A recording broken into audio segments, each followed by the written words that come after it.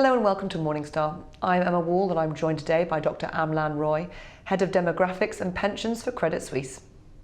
Hi Amlan. Hi, how are you? Very well, thank you. How are you? Not bad, good. So when many people talk about demographics driving markets, they're talking about demographics and they're talking about age, they're talking about a population aging and that affecting markets, but you're saying demographics is not that simple. Yes. In fact, people just look at a very small characteristic called age. Your consumption, my savings, my risk-taking behavior all depends on a very complex set of factors, which includes our family background, which includes your gender relative to mine, which includes where you got educated, what our parents did, and things like behavior and psyche is formed based on experiences. So we are not super clones or superhuman beings who behave super rationally, and that needs to be understood by investors, by economists, by policymakers. Demographics is not predictable. It's not about the long term. It's about how you and I change day to day.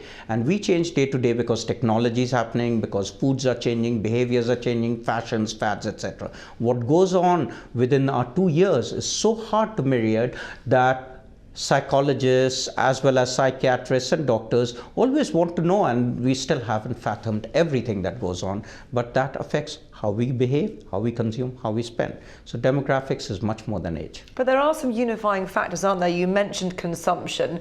You know, depending on both a baby and a 101-year-old woman are both consumers of some kind, aren't they? Yeah, exactly, and that's the beauty. It's all about the distributions between age 10 minutes to age 102, we've got multitudes of men, women, children across 4 or 5 generations. And even if I take you and assume your high school best friend is in the same city and you meet after, let's say, 5 or 10 years, it's quite likely that you don't go to exactly the same shop, etc. And people evolve over time.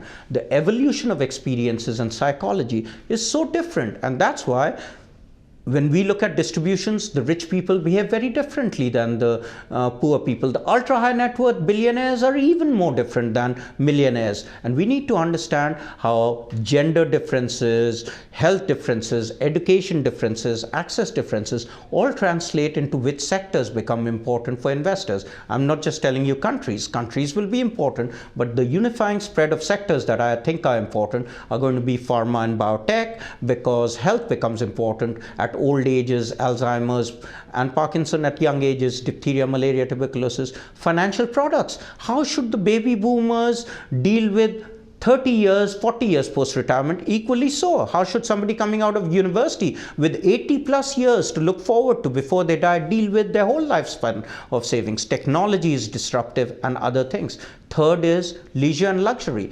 People nowadays aren't content with one car. They want the best car, the best phone, etc. It's a status symbol. And with growing information, we have the wannabes from Ukraine and Russia wanting to be the Bill Gates and the Warren Buffetts too. So that kind of exhibitionism or keeping up with the Jonases affects leisure and luxury. Natural resources. In a world where people are growing old, you can't have all skyscrapers because some people would like to get to the doctor, to the sea, to the nurse and to airports quickly. Therefore, we have to rethink housing, we have to rethink medical care, health care, shopping, and everything that old people need, as well as very young and 5 generations. And lastly, going with it is natural resources and emerging markets are going to be important because we want to sell to more and more people.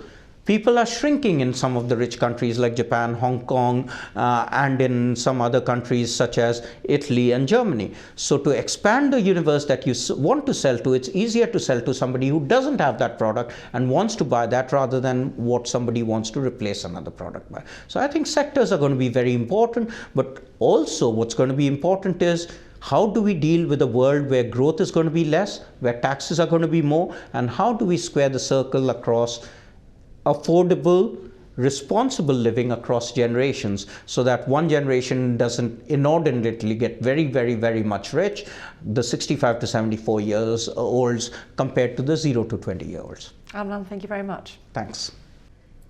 This is Emma Wall for Morningstar. Thank you for watching.